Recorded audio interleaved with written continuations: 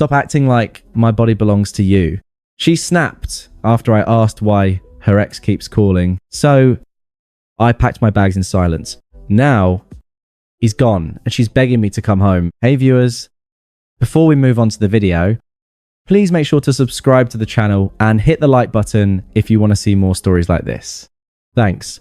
When I first met Lena, I thought she was the kind of person who could make any room brighter. She had that rare mix of confidence and humor that pulled people in.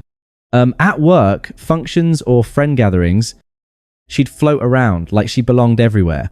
And somehow, she made me feel like I did too. I wasn't flashy. I worked in IT for a mid-sized tech company downtown. Lena worked in marketing for a boutique agency across town. My life before her was quiet. Gym after work, video calls with my family on weekends, maybe a movie night here and there. She was the opposite. Social, always posting something witty, always getting tagged in photos with a dozen friends. I thought we balanced each other out. Her energy, my steadiness. When we started dating, she used to say things like, I love how safe I feel with you. I didn't realize then that safe wasn't a compliment in her vocabulary. By the third year together, we moved in. It was her idea. We found a 2-bedroom apartment that split the difference between our jobs. I gave up the second bedroom, the one I'd planned to use as a small home office, so she could have her own content space for her side projects. I didn't mind. I liked seeing her happy. We were both on the lease. Splitting rent 50 over 50ths. Though I usually covered utilities and groceries without keeping score. At first, things were easy. We cooked together, stayed up too late watching shows, talked about traveling. I thought we were building a life. Then little shifts started. She began going out after work more often.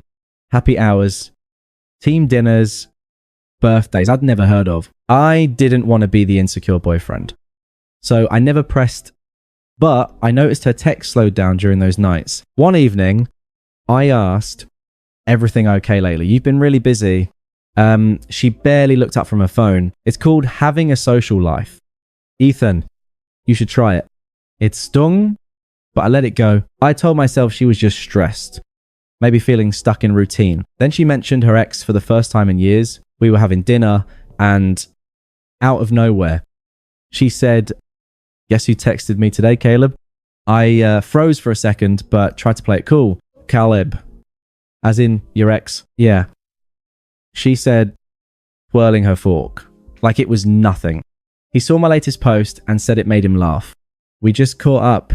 It's not a big deal. I nodded slowly. Didn't you two end on bad terms? He apologized. She said, shrugging, people grow. We're adults. It's nice to talk to someone who remembers who I used to be. I wanted to ask, what's wrong with who you are now? But I stayed quiet. Over the next few weeks, her phone was always face down. She'd get messages and angle the screen away. Sometimes she'd smile at nothing, then glance at me and quickly look away. One night, I walked past the bedroom while she was on a call. I caught the tail end of her laugh, the kind I hadn't heard in months. Stop it, she said, her voice low, playful. You always knew how to make me laugh. When she noticed me in the doorway, she jumped, like I'd caught her stealing. Who was that? I asked quietly. Just a friend. She said, too fast. God. Ethan, don't sneak up on me like that. I didn't say anything else that night. I lay awake while she scrolled through her phone next to me, pretending not to see the small smile. She tried to hide. The next day, I tried to bring it up calmly. Was that Caleb you were talking to last night? Her expression changed instantly. Defensive, sharp. Wow. Really? We're doing this. I'm just asking. I said, it's been every night lately. You act like you're hiding it. She crossed her arms, smirking. Stop acting like my body belongs to you. That hit harder than I expected. I didn't say anything about your body. I replied, confused. I asked about who you're talking to. Yeah. And that's exactly the problem. She snapped. You think you get to monitor what I do, who I talk to, where I go. I'm allowed to have friends. Ethan, I never said you weren't. I said quietly, but when your ex is calling every night, It's fair to ask what's going on. She laughed. A short, bitter sound. You're so paranoid. Maybe that's why I need someone to actually talk to. That one cut deep. I didn't yell. I didn't argue. I just stood there trying to understand how the person who used to thank me for being understanding could twist it into an accusation. Later that night, she slid into bed like nothing happened. Are you mad at me? She asked. Her voice soft again. I'm just confused. I said, I don't know what I did to make you feel like I'm controlling you. She sighed dramatically. You're making everything heavy again. You always do that lately. And with that, she turned over, back facing me, scrolling through her phone in the dark. That was the first night I realized she wasn't really beside me anymore. Not in any way that mattered. Still, I kept trying. The next week, I cooked her favorite dinner, tried to reconnect. She barely looked up from her messages. When I asked if she wanted to go see a movie together, she smiled without looking up. Can't already have plans? With who? Just friends? She said, don't make it weird. But the word friends had started sounding like a punchline. A few days later, I was having lunch with a friend, Megan, who had met Lena a few times at group dinners. She hesitated before speaking. Hey, Ethan.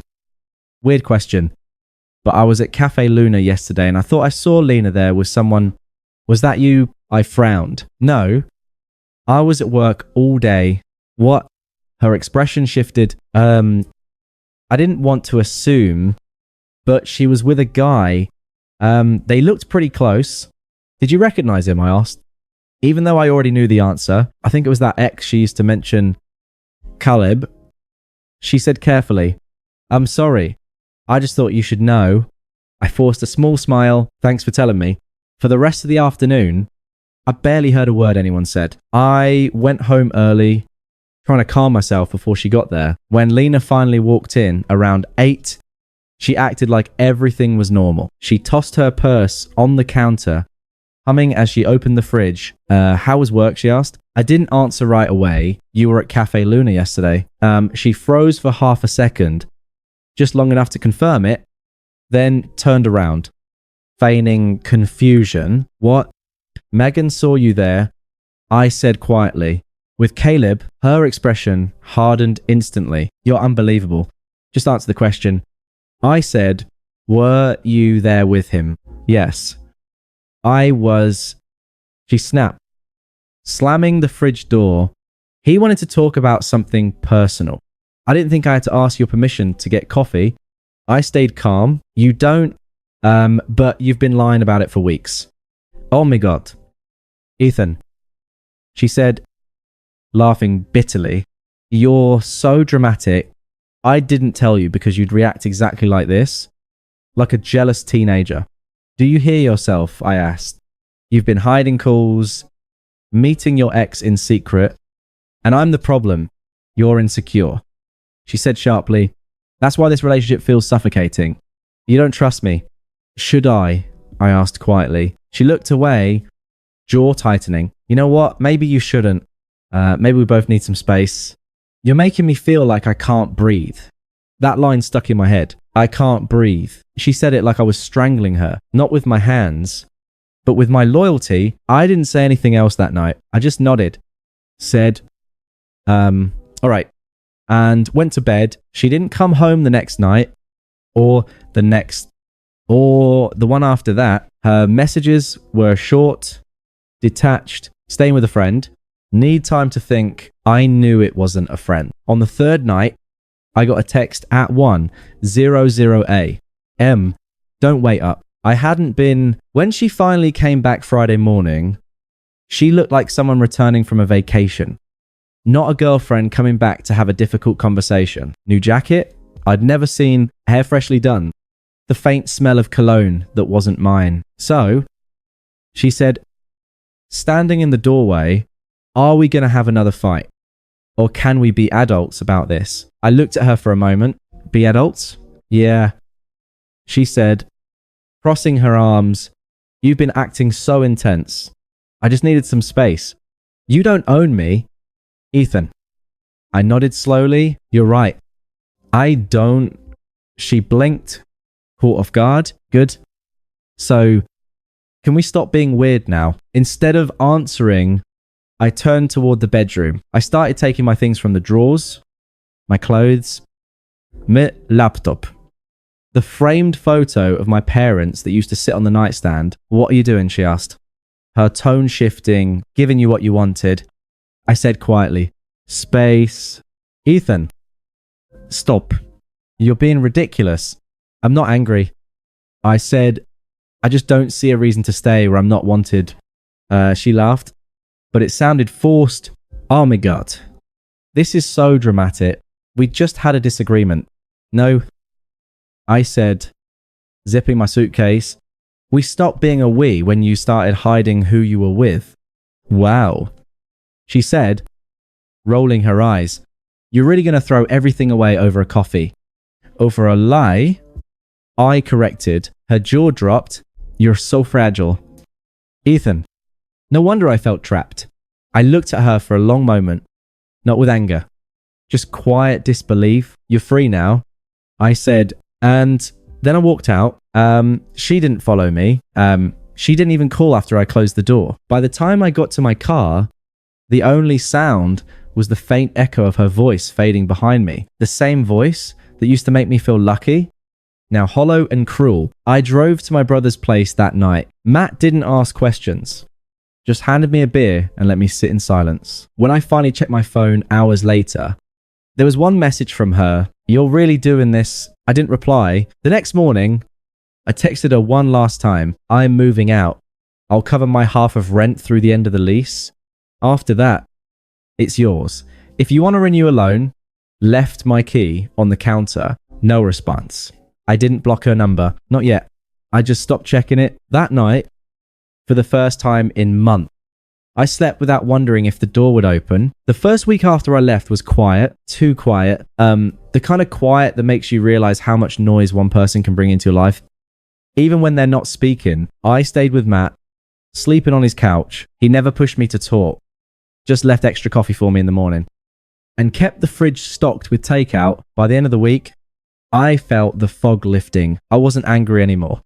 Just tired. The kind of tired that comes from carrying something that was already dead for too long. Then the messages started. At first, they came from our actual number. Can we please talk? I didn't respond. I think we both overreacted. Still nothing. I miss you. I stared at that one for a while before putting my phone face down. A few days later, the tone shifted. You're being childish then. You think ignoring me makes you better than me. You're still the same cold, passive guy who made me feel trapped. I almost laughed at that one. Over the next few weeks, I threw myself into work without the emotional drain of wondering where Lena was or who she was with. My focus sharpened. I finished projects ahead of schedule, volunteered for initiatives I'd been too distracted to pursue before. 6 weeks after I left, my manager called me into his office. We're creating a new operations lead position. He said, you were the first person I thought of. Interested? I didn't hesitate. Absolutely. 2 weeks later, it was official. New title. Significant raise. Better hours. The kind of opportunity I've been working toward for years, but couldn't see through the fog of my failing relationship. The promotion came with a better paycheck, and I used it to move into a one-bedroom apartment in a nicer part of town. A space that was entirely mine, filled with only my things, my choices, my peace. Matt helped me move in on a Saturday. As we unpacked boxes, he finally asked the question he'd been holding back. You doing okay? Man, yeah.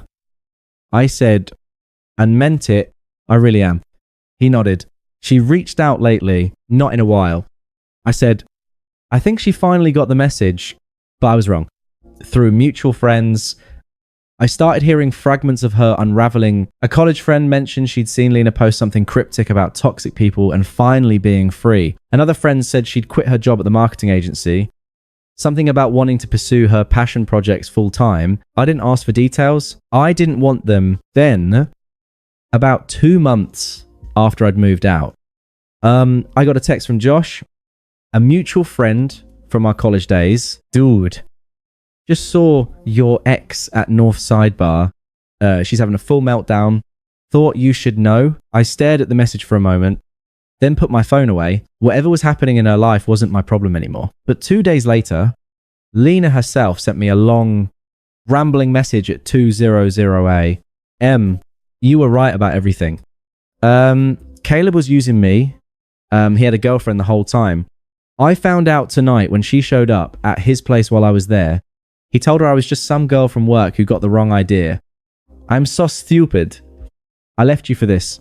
I threw away everything for someone who saw me as a joke. I read it twice, then I deleted it without responding. The next morning, I woke up to 3 more messages. Please, Ethan, I know I don't deserve it, but I need someone to talk to. I'm sorry. I'm so sorry. I see it now. Please. I didn't reply. A week later, Matt and I were at a coffee shop near my new place when I saw her. She was sitting alone in the corner, staring at her phone, no makeup, dark circles under her eyes. Wearing an oversized hoodie, I didn't recognize. She looked like someone who'd forgotten what sleep felt like. She noticed me and froze. For a second, I thought she might look away, but instead, she gave a small, almost embarrassed smile and stood up. Hey, she said softly as she approached. Hey. I replied, Paulette Buddhistin. How have you been? She asked. Her voice thin. Good. I said simply. Her eyes flicked to Matt. Then back to me. Can we talk just for a minute? Matt caught my eye. I gave him a small nod. I'll grab us more coffee. He said, walking away to give us space. Lena sat down across from me, wrapping her hands around her cold cup. I'm not doing great, she said quietly. Things have been really rough. I didn't respond. I didn't owe her comfort. She looked at me for a long moment, like she wanted to say something more but couldn't find the words. Caleb, he wasn't who I thought he was. He used me, made me think we were building something real, and then his girlfriend showed up. Her voice cracked. It doesn't matter. I just wanted to say, I'm sorry for everything. Okay. I said.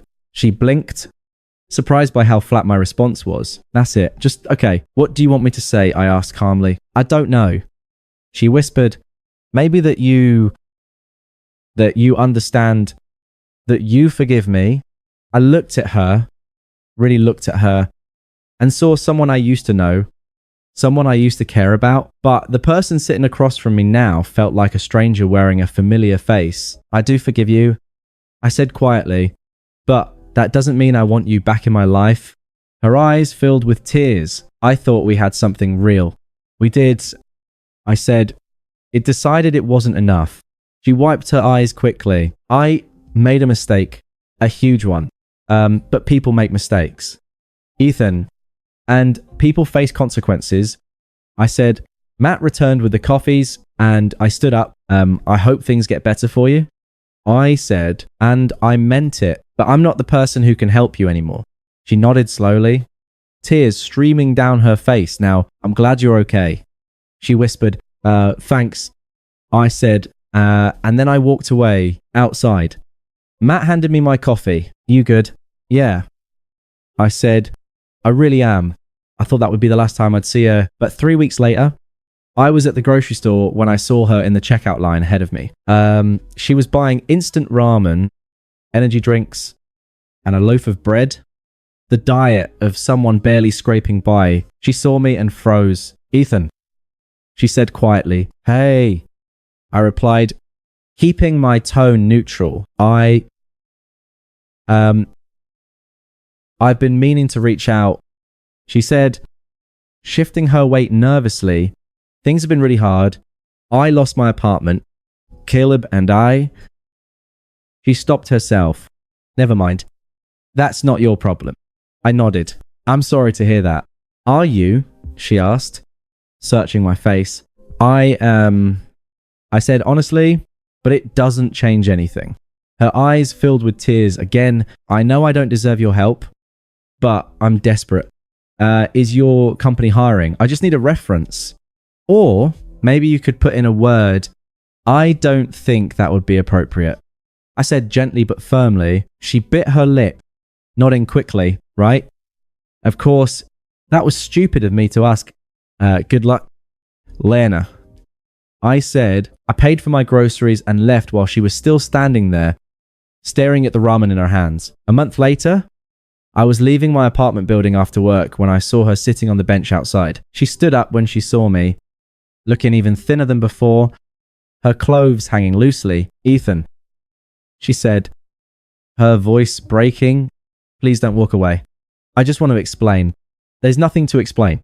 I said calmly, yes, there is, she said, stepping forward.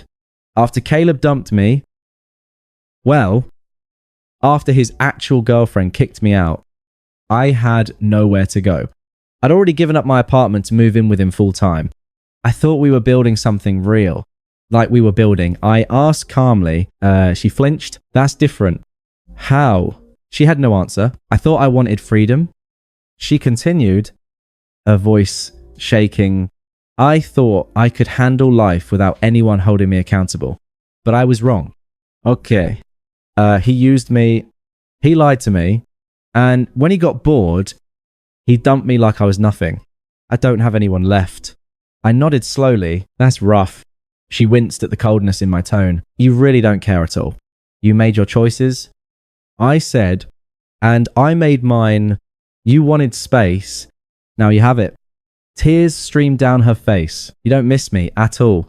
I looked her in the eye and said, no, I miss who I thought you were, but that person doesn't exist. Her lips trembled. I could be that person again. Ethan, I just need another chance. Please. I'm barely surviving. My parents won't help me anymore. I have no one. You've already had more chances than I should have given. I said, you didn't want love. You wanted control. And when you lost it, you called it freedom. She shook her head in disbelief. So that's it. After everything we had, we didn't have anything. I said quietly, you just had me. And you threw that away. She stared at me for a long time, her face crumpling. Finally, she whispered, I hate you. Maybe. I said, turning toward the building entrance. But at least now you finally feel something real. I walked away while she stood there, still rooted to the spot. She didn't follow. She didn't call after me. She just let me go the way I'd been letting go for months. A few weeks later, Josh texted me, heard Lena move back in with her parents. Apparently, she's working on herself. Thought you'd want to know. I read the message and felt nothing. No satisfaction. No vindication. It's just a distant acknowledgement that her story had continued without me in it. Thanks for letting me know. I replied, hope she figures it out. And I meant it. By the time spring rolled around, I was hiking again on weekends, volunteering at a local community center, and finally building a life that wasn't about fixing someone else's damage. I'd started seeing someone new, a woman named Claire, who worked in accounting at a company 2 floors below mine. We'd met at a coffee shop, started talking about books, and somehow ended up talking for 3 hours. She was kind, honest, direct. When she said she'd call, she called. When she made plans, she showed up. When I asked about her day, she told me the truth. It was shockingly simple, and I realized that's all I'd ever wanted. One Saturday afternoon, Claire and I were hiking a trail outside the city when she asked, you ever think about your ex? Sometimes, I admitted, but not the way I used to. What changed? She asked. I thought about it for a moment. I stopped seeing her as someone I lost. I started seeing her as someone I escaped. Claire smiled. Good. You deserve better than someone who made you feel small. I know. I said, and I did that night, as we sat on my couch watching a movie, my phone buzzed. An unknown number. I opened it out of curiosity. I saw on Instagram that you're seeing someone. She looks really nice. I'm happy for you. I mean it. I know I don't have the right to say this, but I hope you're happy. You deserve it. I'm sorry for everything. I really am. I read it once. Then I deleted it. Claire glanced over. Everything okay? Yeah. I said, putting my phone away. Just someone from the past. Want to talk about it? No. I said, smiling. I'm good.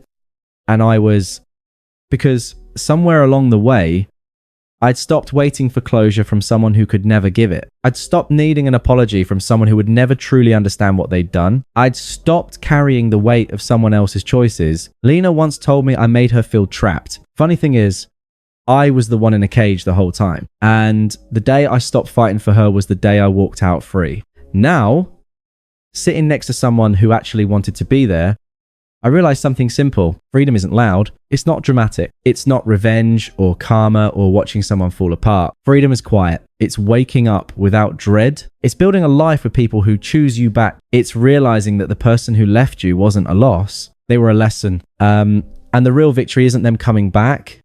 It's you not caring.